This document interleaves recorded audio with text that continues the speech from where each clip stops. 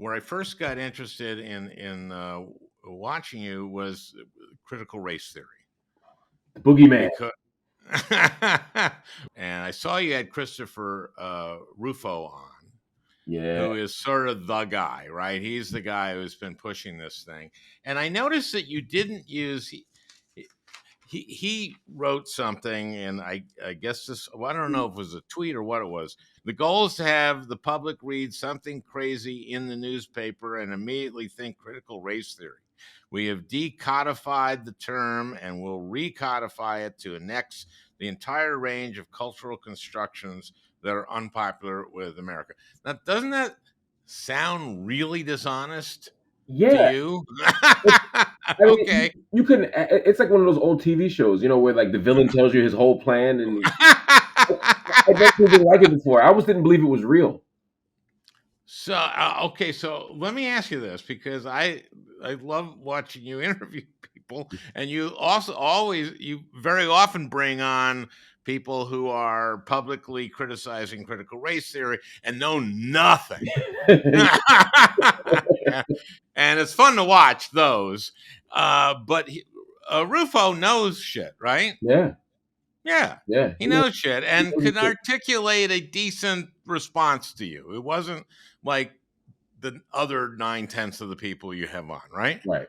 Okay. Yeah, I think that's the interesting part about him is that he knows just enough to get it wrong, and he knows enough to confuse the public and who's open to being confused, and it feels. Actually, he knows more than enough to confuse people, because people know nothing confuse people. Yes, that's true.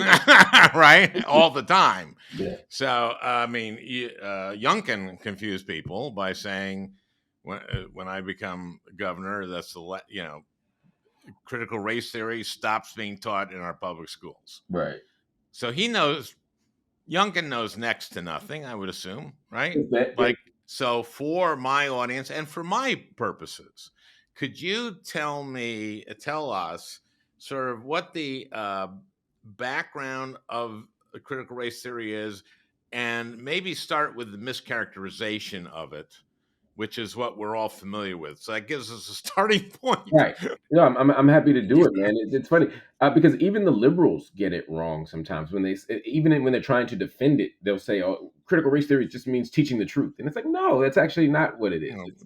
It's Okay, I'm better than that. it's a body of writing of academic writing that emerges in the 70s and the 80s, really, to help people understand the law. Whenever academics use the word critical, it doesn't just mean like to critique something. The word critical refers to power. And so whenever you hear whether it's critical theory, critical race theory, critical feminism, it's always trying to figure out relationships of power, how the powerful become powerful, what keeps people powerful, etc. And there were a bunch of people in the law who were studying the law in law schools that said, look, we gotta figure out how the law benefits the rich. We got to figure out how the law benefits the power, the people who are in charge. And so you started to see something called critical legal studies. And critical legal studies was like the grandfather of critical race theory. It was like, hey, we got to figure out the law. Then, as is often the case, whether it's with trade unions, whether it's with, whatever, there's a group of people who say, okay, you're progressive, you're radical even, but you forgot the black people. So let's think about how race plays into the conversation, right? So let's not just think about how the law benefits the powerful and the landowners and the rich, etc. How does the law And reinforce? this is late 70s, Yeah, say. 70s. Okay. Yeah, 70s. And this is the reason it's in late 70s, I'd say, is because in the wake of the legal advances in the Civil Rights Bill in Exactly. 64, voting rights 65, housing, etc. Why is this still so fucked up? That's literally the question people are asking. Yeah. Not quite Okay. colorfully, at least not in public, but yes, that is the question, right? How is it that if the law is now colorblind? In fact, this was the perfect question they asked, right? If the law is colorblind now, how are the outcomes not colorblind? And so what they showed was that there are ways that American law is rooted in racism. And it's not as simple as just saying, well, let's make universal laws. And they also pointed out that sometimes universal laws are still targeted. If you have a grandfather clause at a voting booth and you say all Americans can vote as long as their grandfather voted, Yeah, that's cool if your grandfather wasn't a slave, right? But or so the idea of, But that isn't the law now. When was that yeah, last law? right, That was grandfather clause is a Jim that ended. Crow early 20th century, right? But that was the Okay. point. That's just like an example of sort of how historically we've had laws that purported to be colorblind but had a different impact. A more modern example would be crack, powder cocaine sentencing differentials, right? That we saw during the height of the war on drugs. It's like, okay, anybody who smokes or sells crack is going to get their ass handed to them. Anybody who does powder cocaine is going to be punished, but not quite as much. But it turned out that had a differential impact based on race and class. And so, again, the law seemed to be colorblind, but that there was something about the law that was still having a different impact. And so, part of what the critical legal scholars were saying is maybe colorblindness isn't the goal, right? That maybe treating people who are the same differently is awful, but so is treating people who are different as if they're the same, right? And so maybe we have to look at how we're different and how we can attend to those differences. So suddenly law schools are teaching this stuff. Not every law school, but lots of law schools are teaching it. But basically, what you're saying is there's racism. There's racism, And right, critical race theory is saying there's racism, and that it's not random, right? It's not coincidental. That racist thing that happened is not a one off.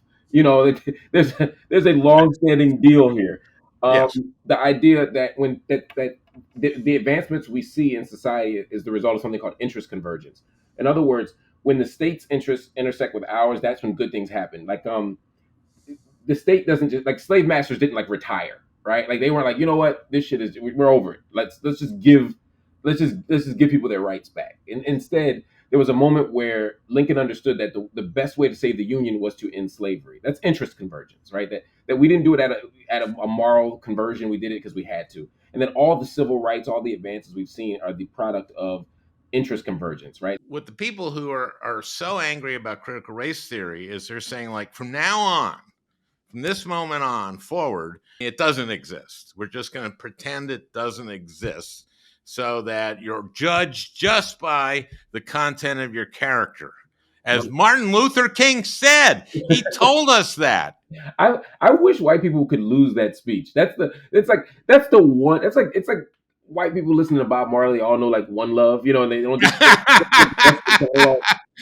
Well, that was one part of a speech in which he was saying that there was a check due to black people, yeah, right? That was the whole point of the damn speech. right, because they were black. Yeah, It's like he wasn't being colorblind when he said give us the I came to the nation's capital to cash a check. And yeah. so that's the idea here is that we have to think about how the law and government and all these structures reflect and reinforce what the structural racism, and so that's happening in law school, and then it's also happening in some graduate schools. Some again, people who Right. train to be teachers often get exposed to critical race theory. That's a very Yeah. common thing in schools of education.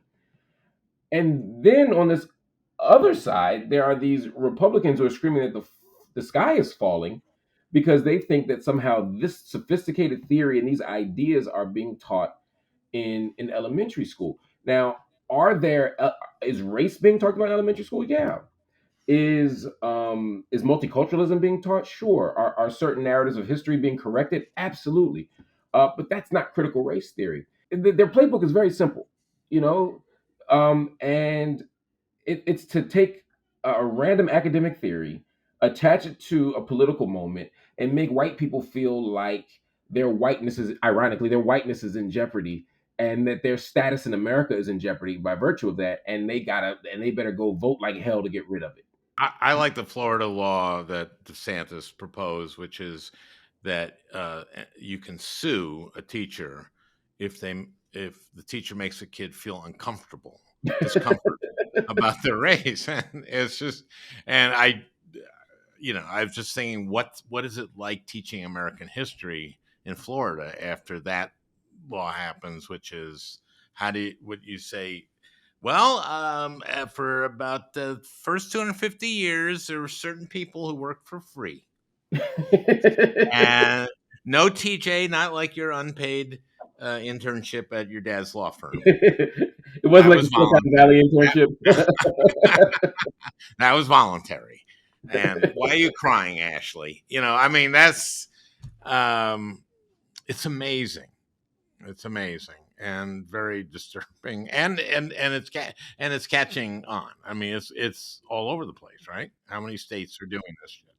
Absolutely. And somehow again, that the language of making people uncomfortable sounds neutral. It sounds like, oh shit, I don't want anybody to be uncomfortable, right? I don't any, that's not about white people, that's just for everybody. But we know that in social studies class, who's more likely to be uncomfortable?